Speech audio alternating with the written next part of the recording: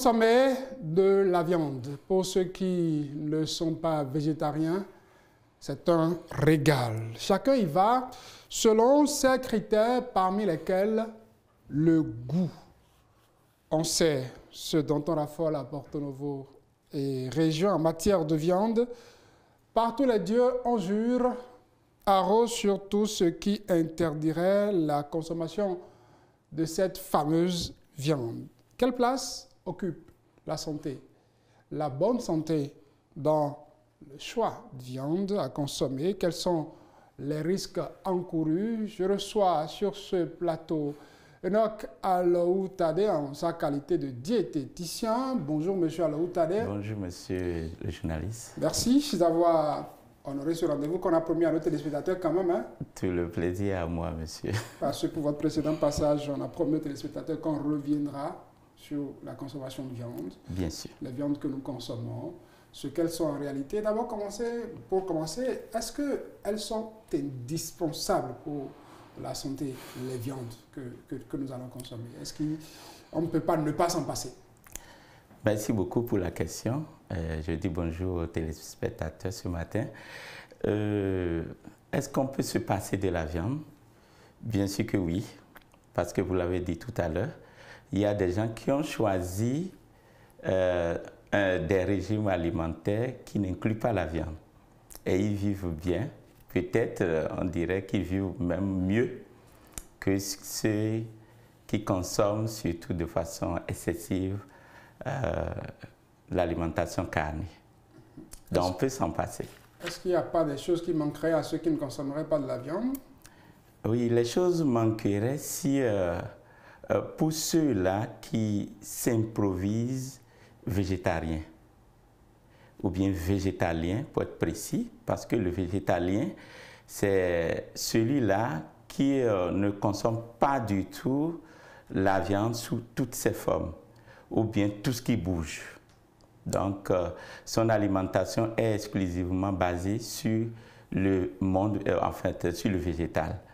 Donc, quand on vous apprend à vivre selon ce choix-là, ça ne produirait pas de conséquences dangereuses pour votre santé. Au contraire, vous pouvez bien en profiter. Mais il y a beaucoup de personnes qui s'improvisent végétaliens, c'est-à-dire le gars il se lève un beau matin et dit « Moi, je ne mange plus la viande, je ne mange plus le poisson, je ne mange plus les œufs. » Et là, ça fait très dangereux. Qu'est-ce qu'on va chercher dans ce que nous consommons comme viande? Qu'est-ce que la viande procure à l'organisme? Alors, la viande apporte ce que nous appelons les protéines. Et les protéines sont très indispensables dans nos plats, dans tout ce que nous consommons chaque jour. Et ces protéines se transforment en ce que nous appelons des acides aminés. Et il y a beaucoup d'acides aminés. Mais parmi ces acides aminés, il y a 8 que nous appelons des acides aminés essentiels, c'est-à-dire le corps lui-même n'arrive pas dans son fonctionnement, n'arrive pas à synthétiser ces acides aminés. Donc il faut que l'alimentation les apporte forcément. Et c'est là le problème. Quand vous en manquez, ça peut vraiment raccourcir même vos jours, vous conduire dans de graves maladies. En matière de protéines, par exemple, quand c'est d'origine animale, est-ce que c'est la même chose que lorsque c'est d'origine végétale? Alors, lorsque c'est d'origine végétale, ce n'est pas exactement la même chose. On peut, je l'ai dit, que nécessairement, il nous faut 8 acides aminés que l'alimentation doit apporter. Quand vous prenez les protéines, les aliments qui apportent des protéines sur le plan, en fait, les aliments, les végétaux qui en apportent, vous n'allez pas en trouver un seul qui apporte tout. Mais la viande peut vous apporter tout. Les œufs vous apportent tout. Le poisson vous en apporte. Mais quand vous prenez par exemple le haricot, le soja, les légumineuses en général, vous allez en trouver. Mais il manque toujours un ou deux. Quand vous prenez le haricot par exemple, le haricot va apporter presque tout, mais il y a la méthionine qui va manquer. Et là, ce n'est pas au complet. Donc, il faut faire une bonne combinaison en consommant du haricot pour avoir tout. Donc, il s'agira de bien combiner ce qu'on mange quand on choisit d'être végétalien. La combinaison, c'est la clé qui permet aux végétaliens de mieux vivre et bien vivre. Mais quand vous ne vous y connaissez pas bien, les dommages sont graves. C'est mieux d'être carnivore que de s'improviser végétalien. Je prends votre suite. C'est mieux d'être carnivore que d'être végétalien. Que de s'improviser. Que de s'improviser. Alors c'est important, s'improviser. Parce que quand on fait l'option d'être végétalien, il faudrait qu'on puisse analyser, qu'on puisse savoir qu'est-ce qu'il faut manger. Et il faut se référer à des spécialistes, avoir de bons conseils, avoir même si possible un bon régime, c'est-à-dire un plan alimentaire que vous suivez.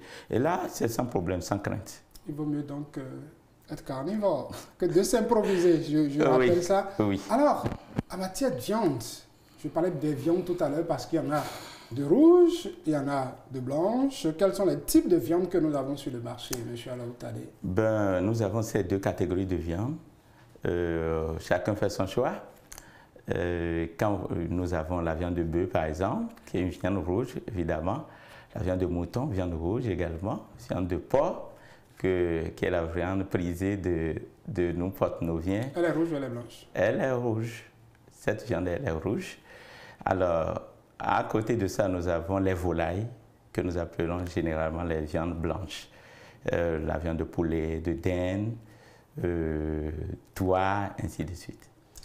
Comment puis-je choisir celle qui ferait du bien à ma santé? Est-ce qu'il faut que je m'abandonne au goût? Je parle de Porto-Novo et région. On sait quelles sont ces gargotes qui sont mieux fréquentées, ces lieux de vente de viande qui sont mieux fréquentés ici. Est-ce que c'est le goût, la boussole, ou est-ce qu'il faut tenir compte d'autres aspects? Déjà sur le marché, comment je fais pour identifier une viande rouge d'une autre qui est blanche? Alors, il n'y a pas à chercher à identifier. Vous l'apprenez que voilà la catégorie des viandes rouges, les viandes blanches. Alors, quel conseil donner à un consommateur de la viande? Je crois que d'abord, c'est de ne pas l'encourager à trop consommer de la viande. Ah bon? Parce que la viande, qu'elle soit rouge ou blanche, ne passe pas de façon inaperçue dans notre corps. Ça laisse toujours des dégâts. Et c'est ces dégâts qui sont à la base de beaucoup de maladies aujourd'hui. Alors, surtout la consommation excessive. Vous l'avez dit, à Porto-Novo, nous aimons la viande de porc. Et beaucoup exagèrent. Et c'est ça même le mal. Quand vous dites exagérer, là, c'est à partir de combien? Mais il y a des gens qui... À partir de 2000 francs ou à partir de 5000 Il y a des gens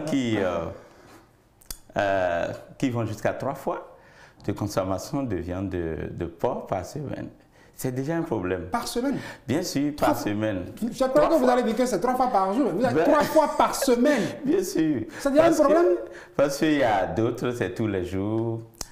Vous savez, notre santé va au rythme de la vie, au rythme de l'âge, au rythme des activités que nous exerçons et nous devons en tenir compte.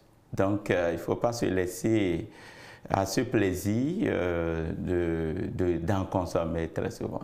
Parce que la viande, comme je vous l'ai dit, va apporter des choses qui créent des problèmes à l'organisme. Quand je prends... Vous savez, chaque viande a ses aspects positifs et ses aspects négatifs.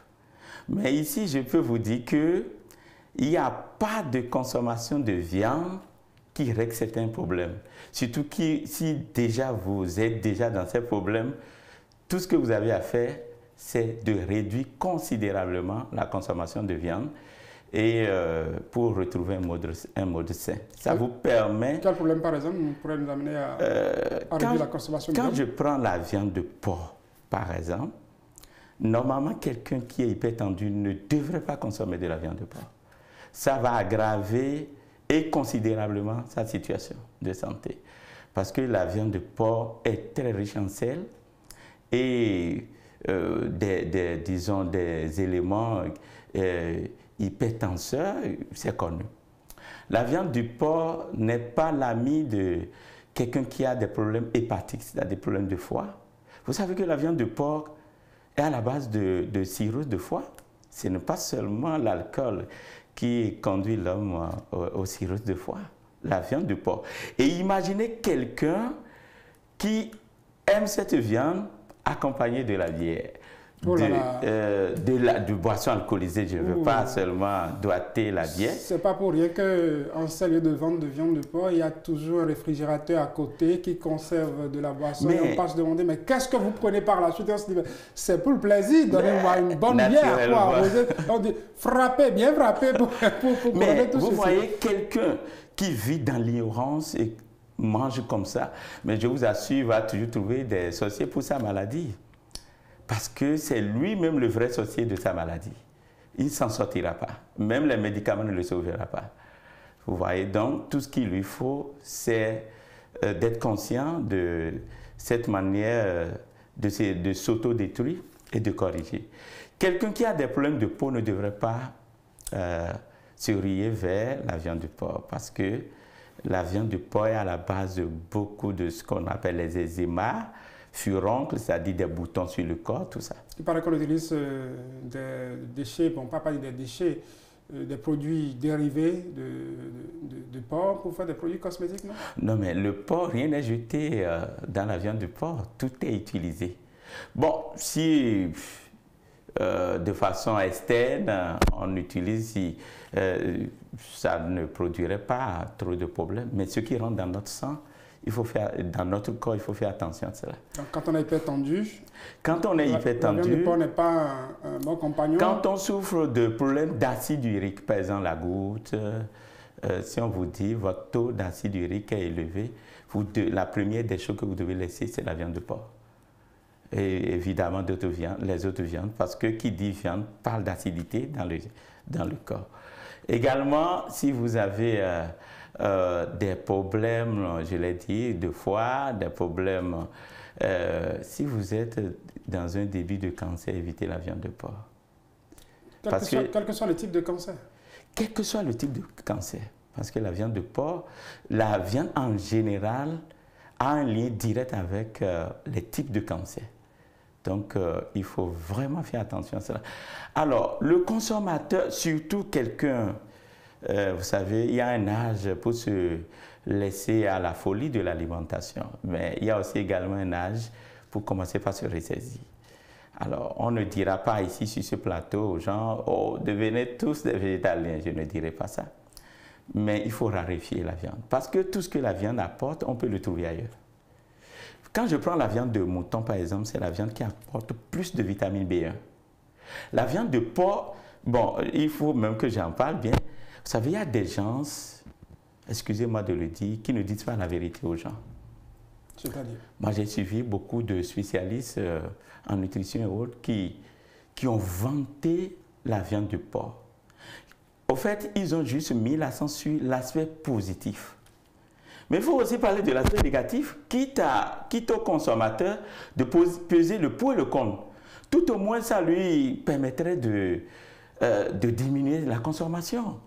Mais quand on voit la face des gens, on leur dit « Oh, la viande de porc !»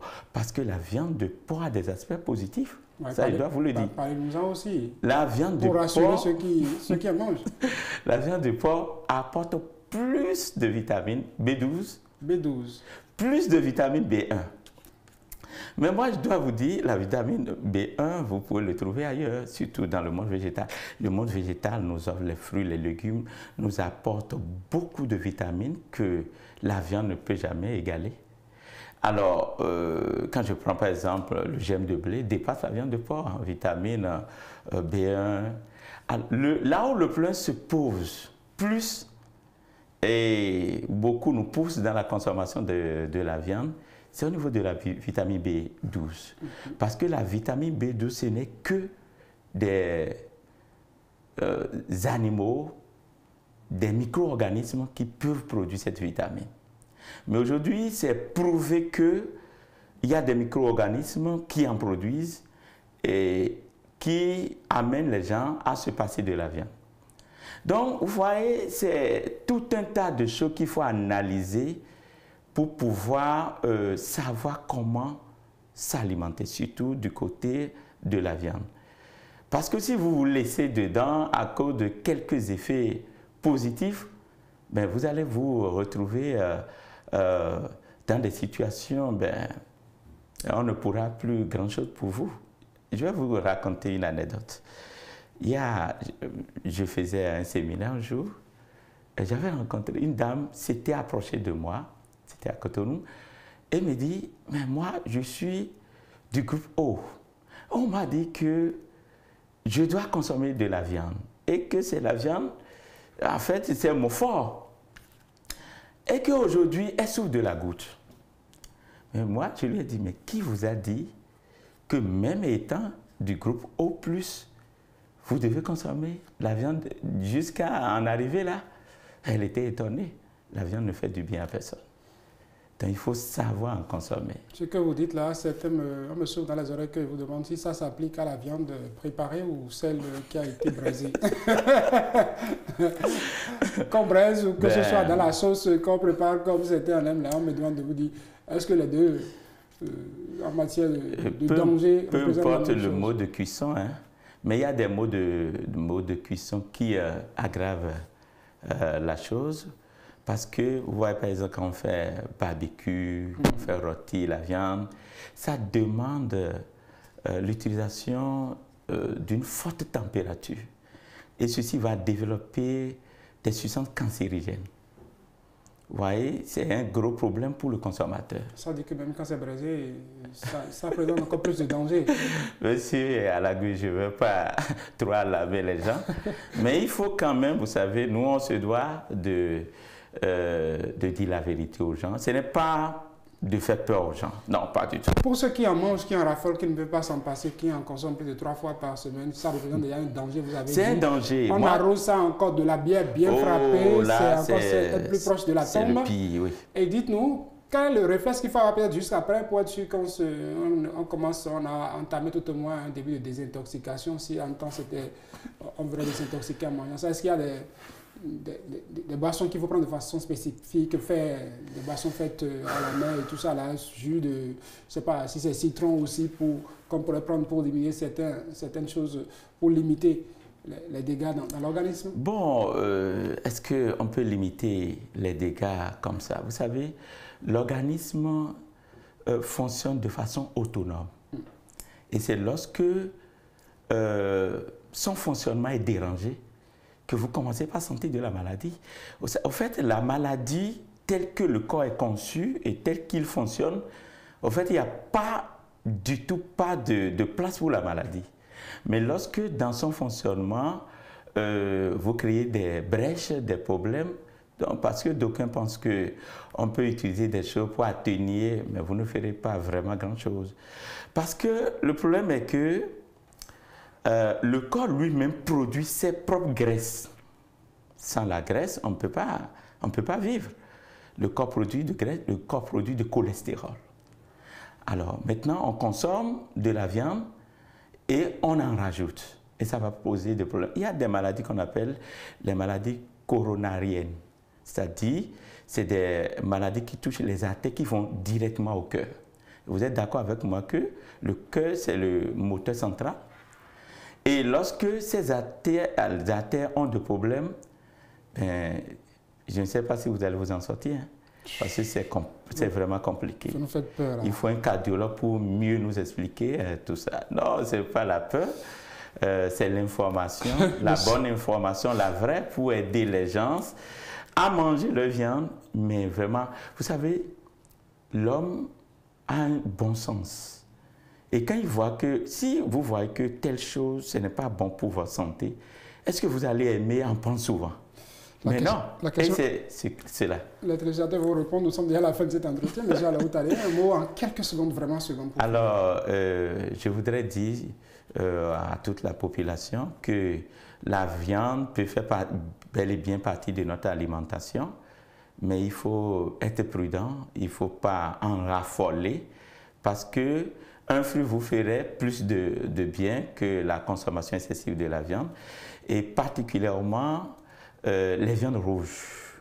Et il faut faire attention à la viande du porc. J'espère que vous ne serez pas lapidé dans la rue des Porto Novo. Merci. Oh, je l'espère aussi. Alors, vous êtes diététicien. Merci d'avoir répondu à notre invitation pour nous éclairer sur le comportement alimentaire à avoir, surtout quand on est en face de la viande. C'est moi, monsieur Alagui. Je reçois juste après vous. Ah ben, il dit monsieur Alagui souvent, bon, il me confond à sa journée Alagui, le gardien. Moi, je suis gardien ici dans ce temple. Mesdames, messieurs, donc je disais que je reçois juste après mon invité quelqu'un qui lui ne mange pas de la viande du porc. Devinez qui c'est?